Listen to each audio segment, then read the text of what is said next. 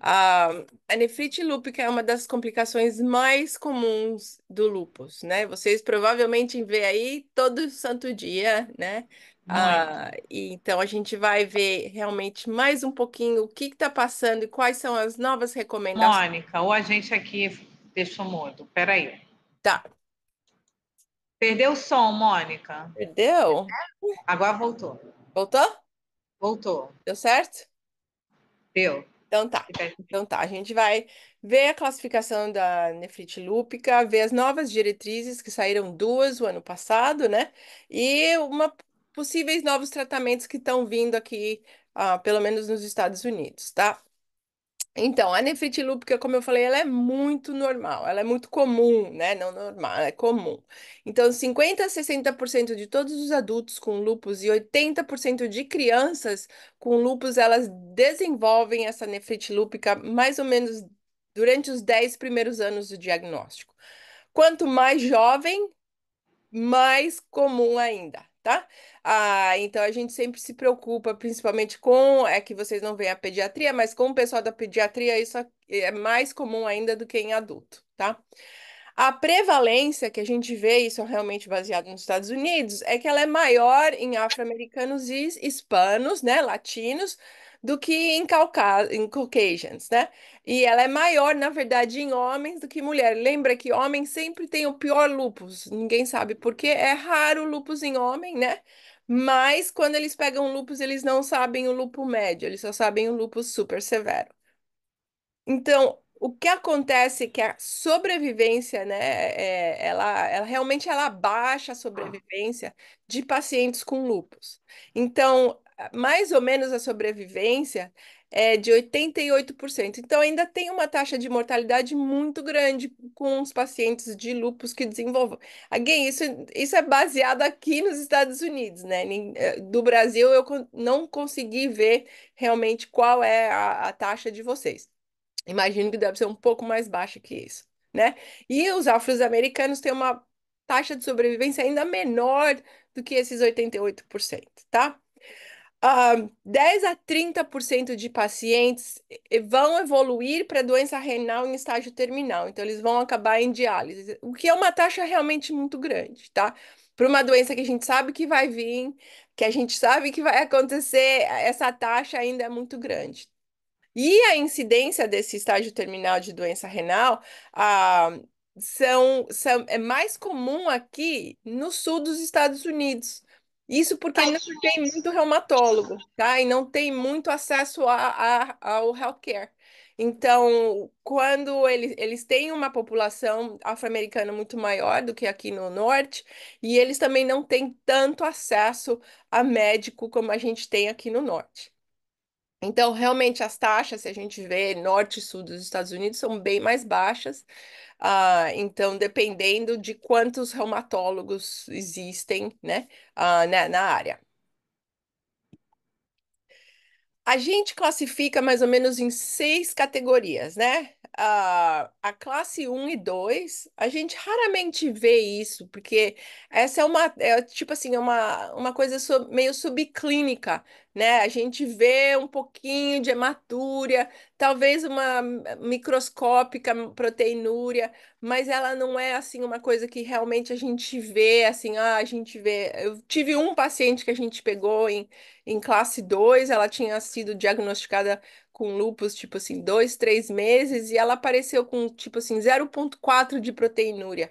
E aí a gente mandou ela para biópsia e ela tinha classe 2, tá? Então, realmente você vê isso muito, muito raro.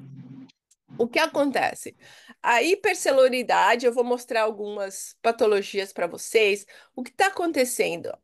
A nefrite lúpica, na verdade, ela não diretamente ataca o glomérulo, ela ataca as células que suportam o glomérulo, que são chamadas essas células mesangiais.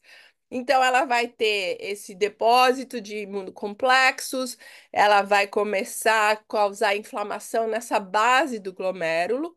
Infelizmente, quando a gente vê isso progredir, quando chega a classe 5, classe 4, classe 3, porque essas células de suporte não estão mais, não são possíveis funcionar, aí você vê o dano glomérulo. Então, o dano do glomérulo, ele não é direto, ele é indireto, tá? No caso que a gente não pode fazer biópsia, como em vários pacientes de vocês que têm várias complicações, então a gente realmente pega dicas do que está acontecendo na urina, né? E aí vocês também têm médicos que olham na urina para ver qual que é a sedimentação. Então, na classe um e 2, o que que a gente vê? A gente vê essa hematúria microscópica, a gente vê essa proteinúria subnefrótica, que para a gente, em reumatologia, né? A nefrologia usa diferentes parâmetros, a gente baseia em 0,5 proteína por creatinina, a média, tá? Então, a gente vai ver que a função renal é preservada, a gente não vai ver nenhuma, tipo assim, hipertensão, nenhuma muita mudança no paciente, o paciente não se sente nada, o que a maioria das vezes não se sente realmente com a nefrite lúpica. Isso é um maior dos problemas da nefrite lúpica, é que a pessoa não sabe o que está acontecendo. Ela se sente bem, né? Eu tenho vários pacientes assim, mas eu me sinto bem, eu não tenho nada. Mas é uma doença meio invisível que vocês realmente a gente não vê, a não ser que a gente faça o exame de urina. O exame de sangue, só checar a creatinina não é o suficiente. Bom, então essa é a classe um é 2 que é a minimum mesangial e a mesangial proliferativa, são essas duas classes, tá? Quando a gente chega na classe 3, por exemplo, a gente chama de nefrite lúpica focal. E ela tem várias classes, A, B, C, A com C, tá? Então, o que está acontecendo? Se a gente pegar um microscópio e olhar nas células mesangiais, você vai ver a acumulação de leucócitos, tá? E essa acumulação de leucócitos vai causar danos nas células dos capilares, né? Então, e aí o capilar começa a tentar se defender. Então, existe essa proliferação das células dos capilares, e aí destrói a parede do capilar, né? É um processo longo, não é um processo de dia à noite. E essa deposição acentuada desses imunocomplexos, eles formam o que a gente fala de crescente, tá? Ah, e que a gente, normalmente, se você vê crescente na urina, eles vão te falar, ou na biópsia, você já sabe que isso é uma classe 3, é uma coisa mais agressiva, porque realmente existe uma destruição da parede capilar. Então, isso é o que a gente chama de crescent here, ou a crescente, tá? O que que a gente vê quando a gente vê essa classe 3 e eu vou falar um pouquinho da classe 4?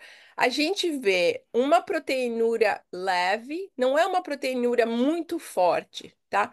Mas você tem uma hematúria um pouquinho mais forte, mas a creatinina começa a subir, né? Então, quando você vê o exame de sangue, você vê a creatinina subindo, e só um pouquinho de proteinúria, isso já te dá uma dica de que isso é uma classe 3 ou a classe 4.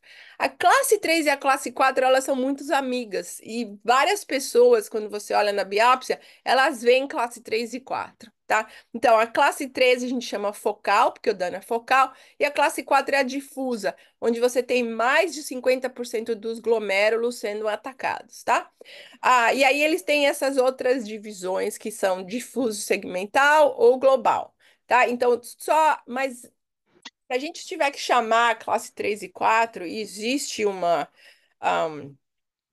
eles estão querendo modificar essas classificações, eles chamam de proliferativa. Por quê? Porque você tem essas células endoteliais se proliferando, tá? Ah, então a 3 e a 4, elas são muito similares, e elas sempre, a maioria das vezes, elas vêm juntas.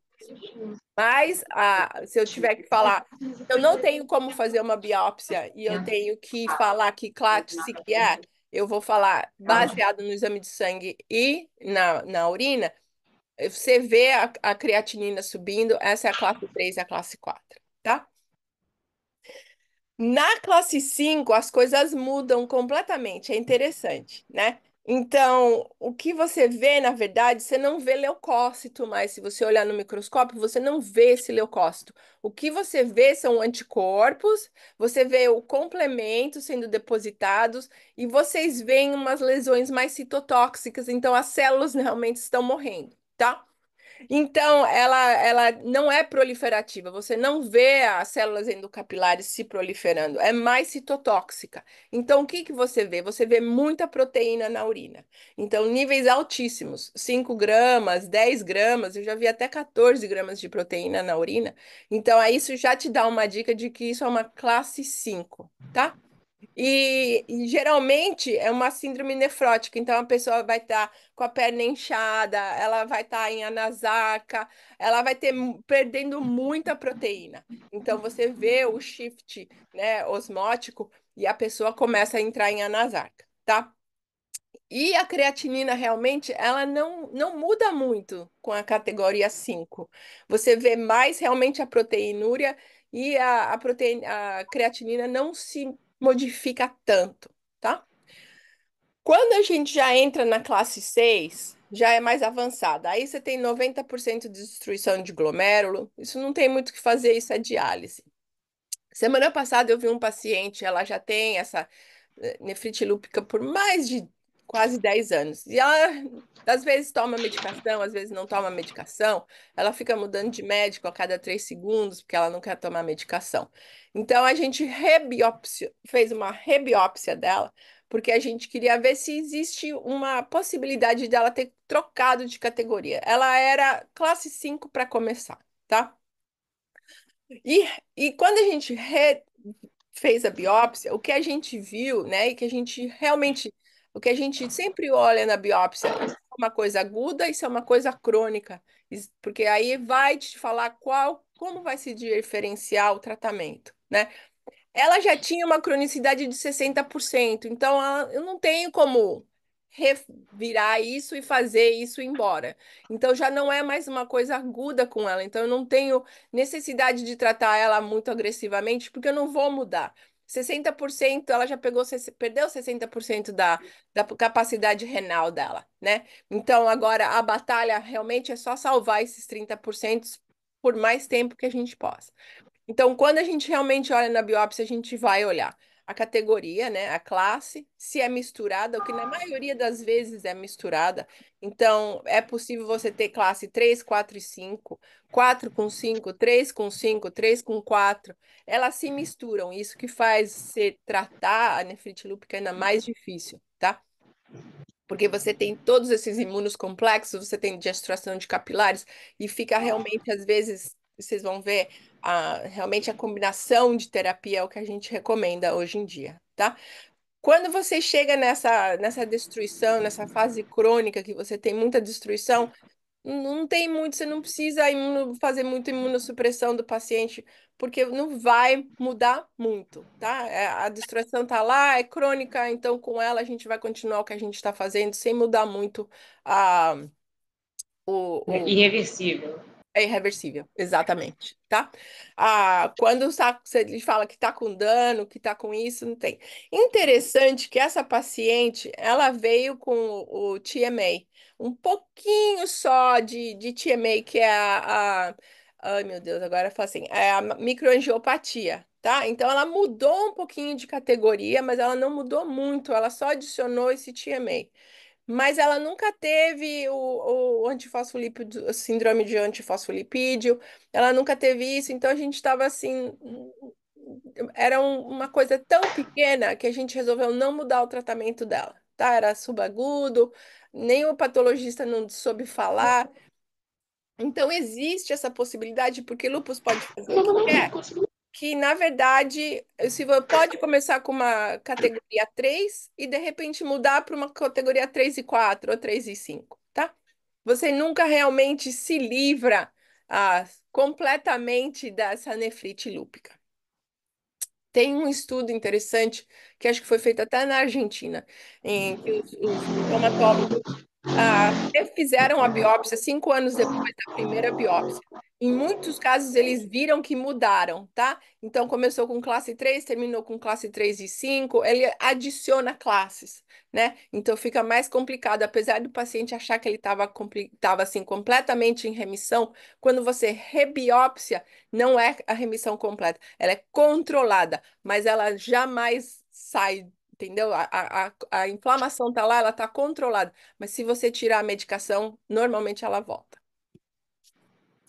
Então, isso aqui é mais ou menos para você ver o padrão de lesão, tá? Isso aqui, mais ou menos, é a classe um e 2. Então ela é bem focal. Você tem uma parte só que tá meio assim com lesão, não tem muita destruição, o glomérulo está completamente inteiro, as outras células estão funcionando, né? Então, isso é muito assim no começo, não tem muita coisa, né? Essa é a hiperceluloridade mesangial que a gente vê. Essa 2 aqui já é o que a gente fala de classe 3, onde você tem essa hiperceluloridade endocapilar. Então, os capilares estão se tornando mais grossos, eles estão tentando combater a destruição que está acontecendo, né? Então você já tem muito mais inflamação dentro das células mesangiais, você tem uma e começa a afetar mais o glomérulo, tá? Aqui é o que a gente fala de crescente, quando a gente vê, parece um crescente, tá? Então é isso que os patologistas falam quando eles estão falando de crescente, essa forma ele tem uma forma crescente, tá? Na D, o que que eles estão falando? Isso aqui é mais fibrose, você já começa a ver mais fibrose aqui, tá? Então, ela não tem como reverter, né? Quando você sai da fase aguda, você não tem como reverter isso. Aqui na E, aí você já tem, tipo assim, mais fibrose, muita célula, muita destruição das células mesangiais. E aqui já não deu mais nada, né? Aqui você já tem realmente uma destruição quase completa do glomérulo, não tem muito o que fazer, então aí não tem como reverter. Esse aqui é mais ou menos te mostrando a mesma coisa em quadrinhos e como a nefrite lúpica ela se mistura, as categorias se misturam completamente, tá? Então aqui é a classe um, então você vê um pouquinho de inflamação, meio focal, a célula mesangial ainda está intacta, ela não está sendo destruída. Classe 2 você consegue ver um pouquinho mais de atividade de inflamação, né? Aí você já vê algumas modificações nas células mesangiais. Quando você tem a classe 3 e 4 que elas se misturam, você vai ver a infusão de leucócitos, você vai ver a deposição de imunocomplexos, a, essa palavra que a gente usa, né, para os residentes imunocomplexos, é quando as células se misturam com complementos e elas se depositam na base da célula. Isso causa destruição da célula, tá? Então, aí você já tem muito mais, não só inflamação, você tem depósito de leucócitos complemento e, ai meu Deus, imunocomplexo. A classe 5 ela é diferente. Lembra que eu falei que a classe 5 é diferente? Você tem essa profusão mais inflamatória, você vê as células aqui, ó, endocapilares se multiplicando, tá? E aí você tem muita proteinúria, né? E a creatinina não se mexe. Existe caso de desastres que você tem as três combinações, a 3, a 4 e a 5, tá? Aí você reza antes de tratar esse paciente, porque é muito difícil. E, apesar da classe 5 parecer que está mais calma do que a 3 e a 4, a classe 5 é difícil de tratar. Ah, porque ela não responde a muitas medicações, tá? Então, quando você tem o que a gente fala de classe 5 pura, não existe muitas pesquisas com a classe 5 pura, e ela é um pouquinho mais difícil de você tratar realmente, você tem que usar muita combinação. E aqui é a classe 3 e a 4. Então, realmente você tem tudo, não tudo combinado, mas a classe 3, o 4, você vê a mesma coisa aqui, tá? Então, esses são os padrões de lesões que a gente vê, isso a gente diferencia entre as categorias e por isso que a gente realmente fala que a biópsia é necessária, porque daí você pode fazer mais um target treatment, tá? Existe uma coisa que a gente está tentando fazer, que é fazer isso um pouquinho mais fácil, que é mudar as categorias, mas não está aprovado. Isso foi só.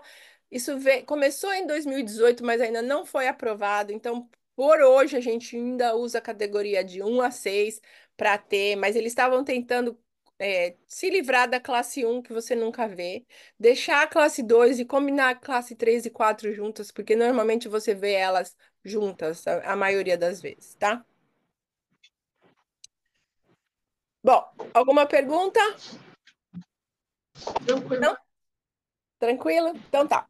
Falar um Tudo pouquinho de bem. medicação, mas a próxima aula é só de medicação, tá? Então, em 1894, lúpus é uma doença muito, muito, muito antiga, né? Existem, tipo assim, referências desde o Hipócrates, referentes ao lúpus. Então, é uma doença super antiga, não é uma coisa moderna, tá? Então, em 1850, 80, 94, a gente começou com a quinina e a aspirina, era só o que você tinha, tá? Em 1952, eu não sei se vocês usam muito no Brasil, é o que a gente chama aqui de Actargel, que na verdade é o hormônio, né? É o ACTH que a gente usa para fazer a adrenal produzir cortisona, né? Ah, e aí, logo depois veio a prednisona oral. Então, o Actargel, que era uma injeção diária, saiu de linha, a gente nem usa tanto mais apesar de aqui ainda existir, é uma medicação extremamente cara. Um vidrinho custa US$ 130.000, então ninguém usa, tá? Aqui Ah, nunca vi. é uma coisa absurda, assim, ninguém usa. Mas ele tem, tipo assim, em comparação à prednisona, o efeito colateral é quase o mesmo. A diferença é que você está produzindo a sua própria cortisona, então você não está, como se fala, deprimindo a sua adrenal. A sua adrenal é que está fazendo a cortisona, tá? Quando a gente dá a prednisona para boca, por boca, né? A gente, tipo, elimina a adrenal. Então, por isso que a gente não pode simplesmente parar a cortisona, porque a adrenal tem que acordar. Em 1955 veio o Plaquenil, né, que é a hidroxicloroquina. Em 1970, a azotiaprina, que aqui nos Estados Unidos ainda é considerada off-label, ela não é aprovada, mas a gente usa de qualquer maneira, é uma medicação relativamente barata. Em 1888, a gente entrou com o methotrexate. Aqui a Mônica, desculpa Oi, se interromper. Aqui a asa é caríssima. verdade. A asa tioprina aqui, porque você sabe, Sim. né? Então ele usa asa três vezes. Uma caixa de asa tioprina aqui está em torno de R$ 150. Meu É, Deus do uma céu. caixa. Para quem usa três diárias, é pesado. E aí agora o Pedro, que é o médico da Reumato que tem que cuida dele, vai entrar com um mandado judicial para poder conseguir pelo SUS, né? Que a Claro. azotiopina aqui é caríssima. 300 tá falando de... A gente está falando de uma pessoa que usa três vezes por dia. Então, uma caixa de 30 dá para 10 dias. Gente do Cento e céu. cinquenta vezes 3, 450 só de asa. Fora as outras, Fora né? o corticoide, fora o antiagregante É. Nossa senhora, aqui não, aqui plaquetário. ela é Só para você ter uma noção da relativamente azotiopina aqui barata. no Brasil, quanto custa. Ela não é genérica aí, porque aqui ela já é genérica, né? Tem genérica também, mas assim, o preço não varia tanto, tipo de R$ 10 de diferença, nada tão Não é importante. nada. Ah, não, aí não vale a pena. É.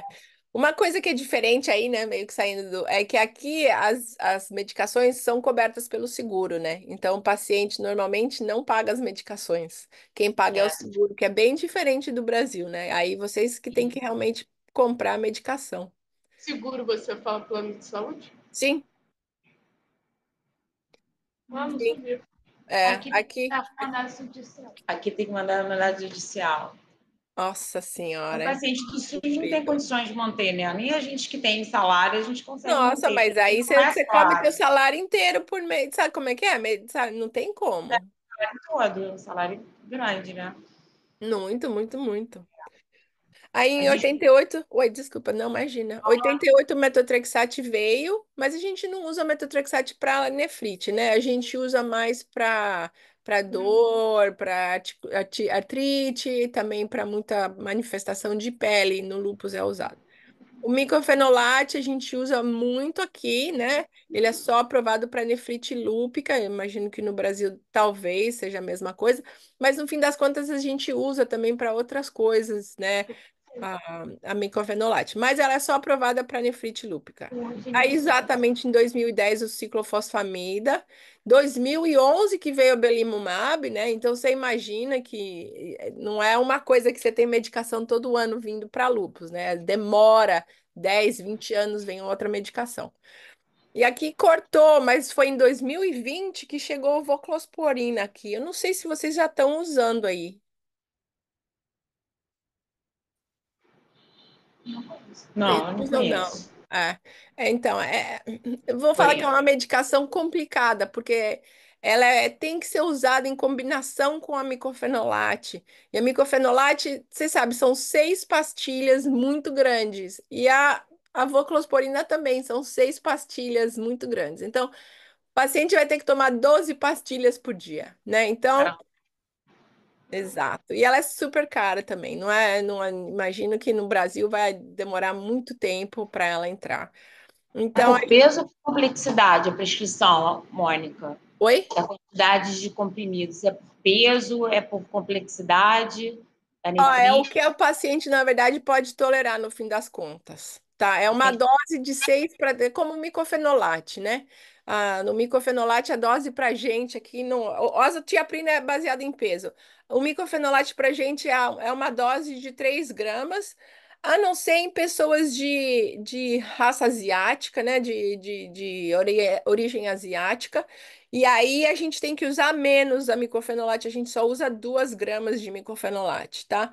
Mas normalmente, no fim das contas, é o que o paciente pode tolerar, né? Porque tanto o micofenolate quanto a voclosporina causa diarreia, causa dor de estômago, né? Então o paciente fala, eu não consigo tomar toda a dose porque senão eu não saio do banheiro. Então isso Uhum. acontece muito, tá? A gente também usa muito a rituximab aqui, né? Mas é off-label, né? Então, o que a gente faz aqui, nem sei se isso existe no Brasil, porque para vocês é a Roche, para a gente é a Genentech que faz o rituximab aqui. A gente pede doação para a companhia Uhum. farmacêutica e eles dão, né? Eles mandam para a gente. Porque normalmente o seguro não aprova porque não é aprovada para nefrite lúpica. Então a gente pede a medicação de graça e eu não sei se isso acontece no Brasil, eu não sei se a Roche distribui medicação assim, mas aqui eles distribuem Eu acho que bastante. Não, geralmente é o processo judicial. Tem que sim. entrar com o processo judicial Isso demora anos. para conseguir a liberação da medicação. Em alguns casos, tem que comprovar a perícia, comprovar a gravidade da doença, para o paciente ter acesso à medicação, que é muito cara aqui no Brasil também. Isso Para demora. rituximab está 10 mil. E quanto tempo demora isso? 2 anos? 1 ano? Menos? Não O sei. mandado judicial, eu já trabalhei em mandado judicial, depende da complexidade. Se o paciente estiver numa nefrite, exemplo, aqui que precise já de intervenção imediata, que já esteja na incapacitância dele, é rápido. Uhum. Alguns processos, eles andam de acordo com o estágio avançado, Que estágio bom. da doença do paciente. Pelo Também de um menos. bom juiz pegar um bom juiz também, né? Falando a Sim, sim. verdade. Meu Tem Deus. uma acessibilidade. Aqui a gente luta bastante com as companhias de seguro, mas nunca chega a essa parte que tem que ser judiciada. É sempre a gente apela para a companhia de seguro, a gente fala com o médico, manda os laudos e aí eles realmente aprovam. Mas, como eu falei, é diferente, né? Que vocês aí têm que pagar a medicação. Bom, o ano passado, acho que foi o ano passado, o EULAR veio com recomendações específicas para o lúpus. Não, EULAR não, desculpa. A American College of Rheumatology e a EULAR. Eles saíram com um novo de recomendações para não só para monitorar, para o screening, para o tratamento de nefrite lúpica, tá? Ah, e tem dois, tem aqui dos Estados Unidos e tem da Europa. Eles são diferentes, tá? Então, mais ou menos o screening, tá? O que que a gente faz? A gente tem que sempre sacar, ver a urina, né? Então, toda vez que o paciente vem, 6 a 12 meses, dependendo se o paciente está estável, você checa a urina. A urina é a única forma que você realmente vai diagnosticar ah, essa proteinúria, tá? E aí, vamos ver que a paciente chega e ela tem uma proteinúria de 0,5. Imediatamente aqui a gente manda para biópsia, tá? A gente não perde muito tempo Mônica, com isso aqui. desculpa te interromper. Não, Quando não. você fala de proteinúria, aqui não sei como é que vocês fazem aí. Por exemplo, como eu sou da URO, a gente só pode dizer, não sei se para vocês é a mesma coisa, que o clearance de creatinina que é a proteína de 24 horas. É isso que a gente está falando ou é um EAS comum? É um EAS comum, é um spot que a gente chama aqui. É na hora. A É gente um não faz spot. mais a de 24 horas. É. Porque Tá. dá muito trabalho, depois o paciente demora para trazer, porque tem que mandar para Entendi. casa. Então, aqui a gente já faz o spot mesmo no ambulatório para ver a quantidade de proteinúria. Tá, a gente aqui na enfermaria também faz o spot. Às vezes pede uma urina de 24 horas, mas nem Uhum. sempre a gente consegue, tem que ter o resultado mais rápido. É, exato. Uhum. Então a gente já vem com, a gente usa o spot. Antes era prática fazer a urina de 24 horas, mas faz Tá. pelo menos uns 10 anos que a gente não usa mais isso, só por causa da complicação, tem que mandar o negócio, tem que trazer. Então a gente não usa muito isso mais não, Na né? clínica continua. Oi?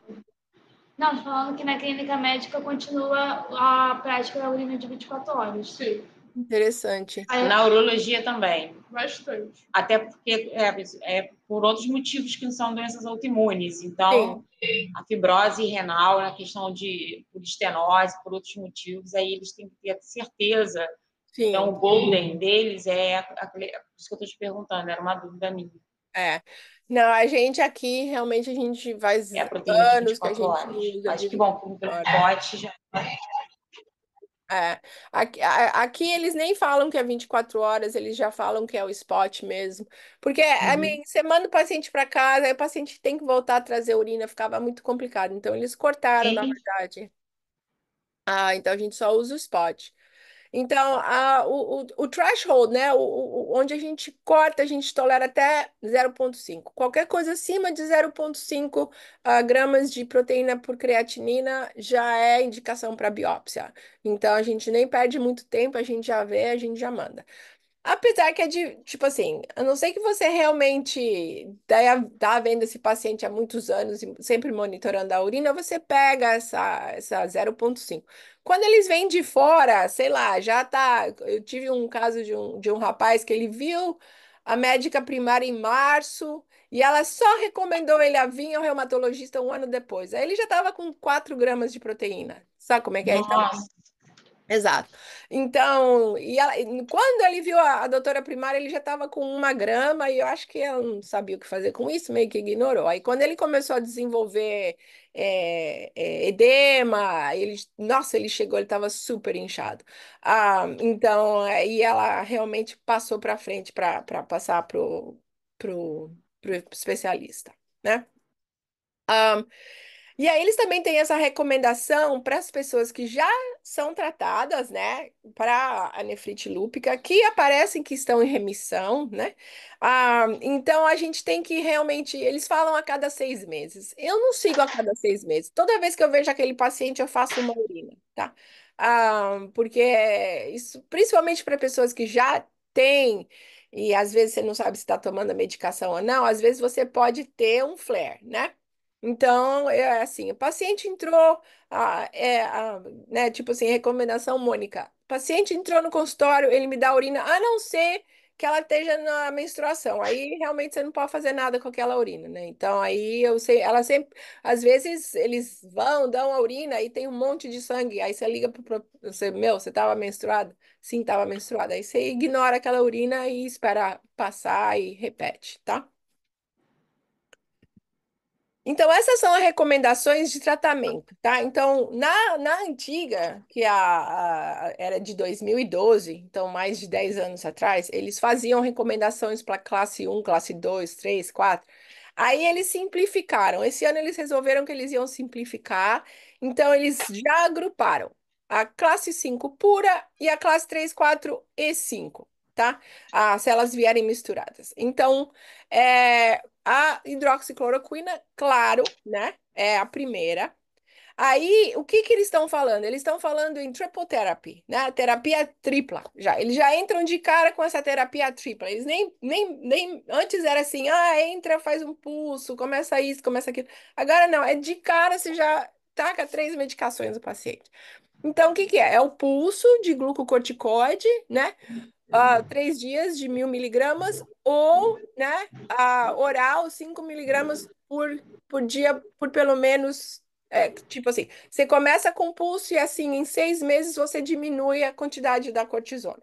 Então, primeiro é o pulso, 1.000 miligramas ou 500 miligramas, 3 dias, mandatório para tanto a classe pura 5 ou a classe 3, 4 e 5, tá?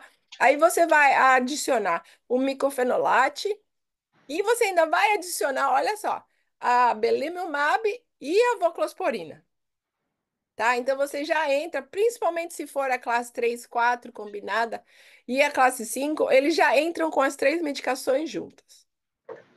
Então você imagina que é um susto para o paciente você já entrar com 12 pastilhas, né? Que é a micofenolate e a voclosporina e a belimumab, né? Então a gente sempre fica preocupado aqui com a imunossupressão que você está causando nesse paciente, né? Porque ao menos você está bloqueando célula B, o micofenolate bloqueia a célula B e célula T, e a voclosporina vai atrás da célula T. Então, né, o seu sistema imunológico é basicamente só o inato, né?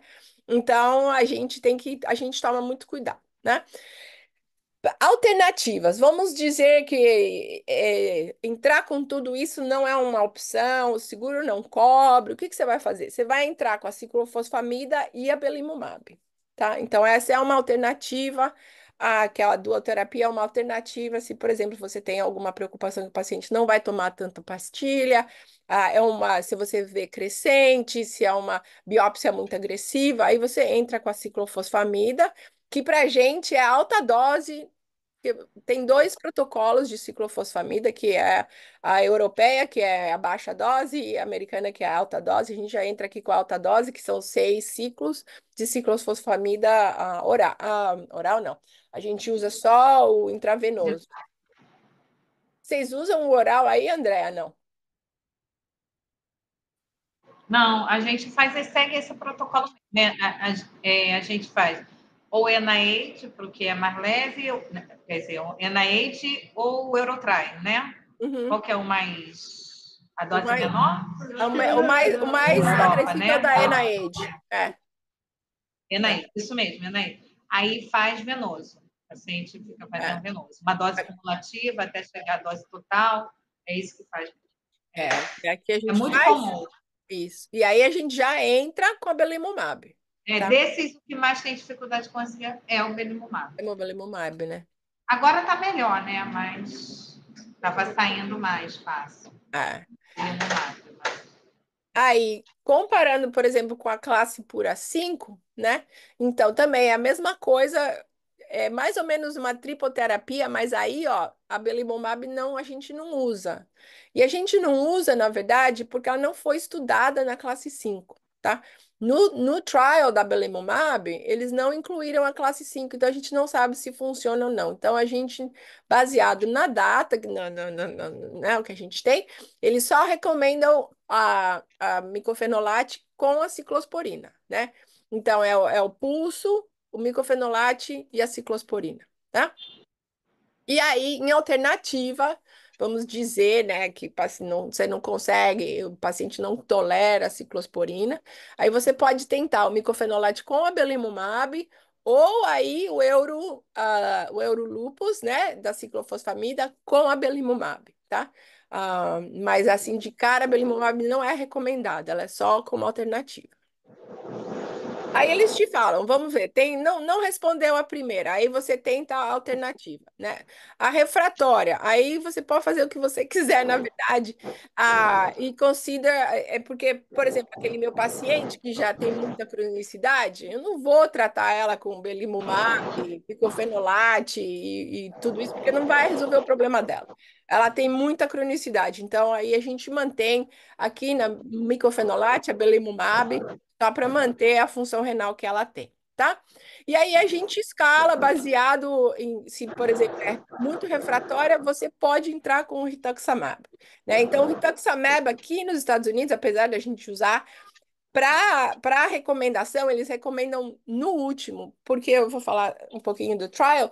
Ele não deu certo no trial, né? Ele falhou, a rituximab falhou, tá? Então, a recomendação deles é baixa para gente. Mas a gente usa que nem água. Agora, essa, por exemplo, é a recomendação da Europa, tá? Então, foi o EULAR que saiu com essa recomendação, acho que em 2024 também. Saiu primeiro e depois o ACR saiu com os delas, tá? Então, eles não diferenciam categoria. Eles não fazem a diferença que eles fazem aqui. O tratamento é o mesmo para todas as categorias para ele. Então, é o pulso, né? E mesmo para tirar da cortisona, eles querem que você fique fora da cortisona não mais de 6 meses, então reduzindo tremendamente a exposição do paciente à cortisona, à prednisona, né? Aí você já entra com o micofenolato, e aí você pode, baseado no paciente ou o que você está acontecendo, a low dose, né, que é o Eurolupus, ou a azotiaprina e o micofenolate, tá? E você também tem uma escolha mais ou menos de se é muito agressiva, dependendo da categoria, 3 e 4, você pode pôr o micofenolate, o Eurolupus e a belimumab. A voclosporina para eles não é de cara, é bem diferente, tá? Ela não é assim tão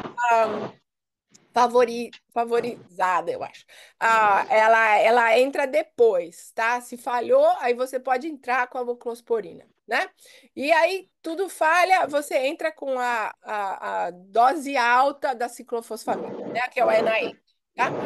E aí tudo falha, aí você entra com o rituximab, né? O rituximab, porque ele falhou no trial, ele não é favorito.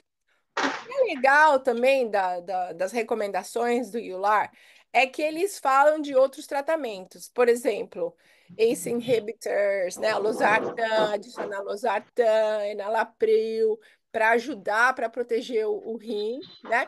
Eles também falam de considerar o SGLT2, a, se se a função renal está decaída, para ajudar. E aí também eles falam, se, por exemplo, a pessoa tem a síndrome antifosfolipídia, aí você entra com a heparina, ou warfarin, o que foi. Se existir, como existiu na minha paciente, o TMA, que é a microangiopatia, tá? Então, eles te dão essas opções. E aí eles fazem recomendações muito específicas para você parar a cortisona. Então, a Europa está fazendo isso para realmente tirar menos pacientes para evitar complicações de longo termo da cortisona. Então, o que eles querem mais ou menos fazer, e eles falam que em 6 meses a pessoa tem que parar, e eles te dão esse target de proteinúria. Então, o seu tratamento em 3 meses tem que reduzir a proteinúria por 25%.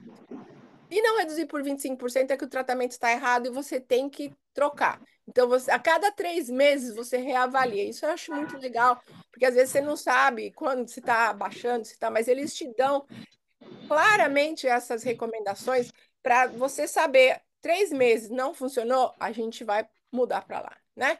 Então, aí em 6 meses, você tem que ter uma redução de 50% na proteinúria, ou menos de 3 gramas, dependendo de onde você começou, de 12 a 5, então você fica realmente reduzindo ou mudando o seu tratamento. Então, você tem tipo assim, um target para ver se você realmente está fazendo diferença. Porque às vezes, por exemplo, principalmente com classe 5 demora meses para aquela proteinúria baixar. Então, o paciente está na cortisona por muito tempo, que é a única coisa que vai segurar.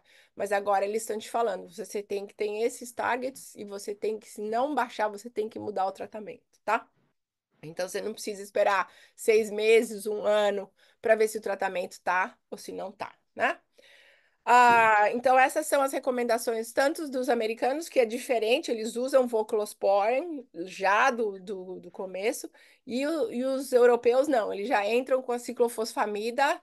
Aqui a gente não usa tanto a ciclofosfamida, mas na Europa eles preferem a ciclofosfamida. A monitoração, tá? A monitoração, isso aqui é o erro de tradução do Google. Então, é reavaliar, meu Deus, reavaliar a proteinúria a cada 3 meses, tá? Então, a cada 3 meses, não é tipo assim, todo mês, porque demora, você não vai mudar essa proteinúria em um mês ou dois. A cada 3 meses é quando você tem que reavaliar e ver se realmente está funcionando. Então, acho que a evofosforina, nem sei se chegou agora no Brasil, Andréa, entrou no mercado aqui em 2020, tá? Ela é uma ciclosporina, mas ela é uma geração acima, né?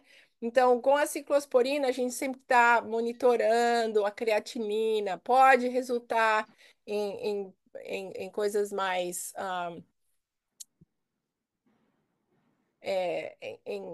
em dano renal, né? A ciclosporina, apesar dela ser imunossupressiva, ela pode causar dano renal, então você tem que sempre estar monitorando o nível de medicação no sangue, né? Então, a cada 3 meses, o paciente tem que ir ver qual que é o monitoring drug levels. Com a ciclosporina, você não precisa fazer isso, tá? Não existe essa monitoração. ah, então, e aqui foi o trial que se chamou Aurora, né? Então, ela é uma calcium neuroinhibitors tipo 2.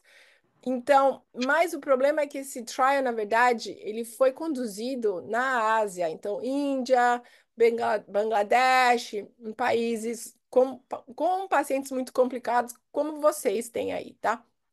Então, a gente vê o nível de efeito colateral deles foi muito grande e 10 pacientes morreram durante esse tempo de pesquisa, tá? Então, eu vou te falar, por enquanto eu não usei essa medicação, não por causa dos efeitos secundários, porque todas as nossas medicações têm efeitos secundários, mas porque são 6 pastilhas, ela é um pouquinho mais complicada para o paciente aderir ao tratamento, tá? E ela é também super cara porque ela é nova no mercado. Então, ela está lá como recomendação do ACR, mas ainda ela não está assim super adotada. Próximos tratamentos, né? Então, a belimumab, né? Ela fez o trial do lupus nephritis dela, que foi ou belimumab com ciclofosfamida ou belimumab com micofenolate. Então, tanto é que você vê que a gente adaptou e a gente agora, porque antes a gente não podia usar belimumab em lupus nefrite lúpica, porque ela não era aprovada, agora ela é aprovada, tá? Então, você pode usar tanto em combinação com a ciclofosfamida quanto com o micofenolate para poder fazer a combinação. Tanto é que você vê que tem combinação agora nos dois. Na Europa, um pouquinho menos, tá? Mas nos Estados Unidos é o triple therapy. O Lunar, que foi, na verdade, o trial do Rituximab, ele foi um trial que ele falhou, né? Mas a gente ainda usa muito, na verdade, porque apesar dele ter uma resposta incompleta, ele teve uma resposta, tá? Então, a gente vê que, tipo assim, 40% dos pacientes teve uma resposta considerada, né? Então, não foi a maioria, não atingiu o nível que eles estavam pedindo, né? Principalmente você vê aqui, eles dividem classe 3, classe 4. Então, o índice de partial response, por exemplo, classe 5 foi 31%. Classe completa resposta 45%. Então, na verdade, ele não passou, foi por coisas técnicas, tá? Mas ele funciona. Então, por isso que a gente usa o rituximab. Mix type ele não funciona, né? Então, eles te dão categoria, por exemplo, 3. Resposta completa na categoria 3 sozinha, 60%, o que é um nível muito alto, tá? Aí, quando você pega a classe 5, 45%. Tudo bem. Quando você chega no mix type, por exemplo, na classe 4, sabe? Classe 5, resposta again de 40%. Quando você chega no mix type, aí você não vê realmente uma resposta tão significante. Então, aí, quando eles puseram tudo junto, o FDA não aprovou, tá? Mas a gente sabe que tem uma resposta, não é 100% dos pacientes vão responder, mas isso é real com todas as nossas medicações, mas por isso que a gente ainda usa baseado nessa data, mas a gente tem que ou brigar com a companhia de seguro ou pedir de graça para Genentech que eles mandam. Tem uma nova medicação que está vindo agora, vai ser mais ou menos setembro, acho que vai vir, é a nova, se chama Obinutuzumab, tá? Onde a rituximab se foca em células B com receptores de CD19, esse é CD20, né? E ela Não, tem uma ação muito mais forte do que o rituximab, tá? Ela tem uma tipo assim, as células B, a depletion é muito mais alta, ela é muito mais forte do que o rituximab. E ela já passou o trial, e agora a gente está esperando o FDA aprovar ela. Então, é mais uma medicação que vai entrar pelo menos no mercado esse ano, tá? qual o nome dela, Mônica? Aqui eles chamam de obinutuzumab. Vai se chamar Gaziva. Não sei aí, mas ela se deu muito, muito, muito bem no E ele trial. age um pouco parecido com o rituximab, mas você falou que ele pega o Ele é o CD19? CD20, né?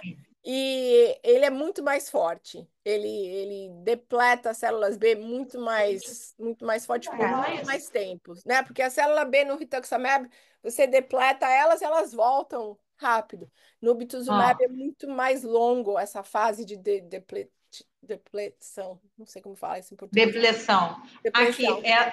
vai agir da mesma forma, parecido com o Ritux, Muito mas com, parecido com o Ritux. mas Muito com um parecido. tempo maior de. Sim, e ela, tipo assim, porque o rituximab, ele é meio citotóxico, né? Ele destrói a célula B que está fazendo muito anticorpos, mas não é uma depressão completa. O obturuzumab é uma depressão quase completa.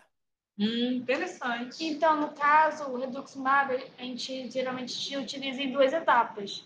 Essa Sim, medicação a gente iria utilizar em uma etapa só. não, duas etapas, mesma Duas coisa. etapas também? O É, a protocolo de dose é a gente idêntica. não, É. não, A não dose é tem. idêntica, é 1.000 miligramas, 2 semanas Ah, à parte, é exatamente a o mesma efeito que é coisa. diferente. É. Mas ela é muito mais forte do rituximab. Uma versão melhorada, né? Exatamente.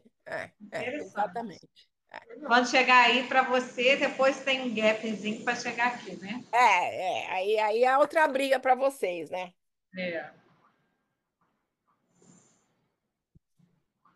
Bom, agora acabamos, porque é muita informação, mas a hidroxicloroquina para todo mundo, né? A biópsia a gente sempre fala que é necessária, mas às vezes não tem como fazer. A gente olha a urina, a gente olha o sangue. Você tem o doutor, meu Deus do céu, deu branco agora. O seu chefe que faz Evandro. Ivandro, que faz a análise da sedimentação. Doutor Evandro, é. Isso. É, Né? faz. Sempre esteroides com dose mais baixa, mais rápido, não Sim. deixar o paciente muito tempo na cortisona, né? Abordagem multidisciplinar, né? Não é só o reumatólogo, não é só o nefrólogo, é uma abordagem multidisciplinar, porque aí você complica, você tem muito mais medicações, você tem muito mais complicações, né?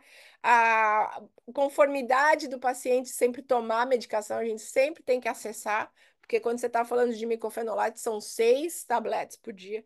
São 6 pastilhas por dia. Então, a gente sempre tem que ver se está tomando, né? Eu, às vezes, aqui até faço o exame de sangue para saber o nível, para saber se realmente o paciente está tomando ou não, porque, sabe, paciente mente. Então, eles não te falam sempre a verdade. Eles falam, estou tomando, mas eles não estão tomando, né? E para o paciente, no fim das contas, o que é importante é a qualidade de vida, né? Então, a gente sempre tem que acessar. E você está tendo muito efeito colateral, preciso mudar isso para mais, para você poder, né, fazer as suas coisas. Então, isso são sempre coisas que a gente tem que estar reacessando. E é isso, É. gente.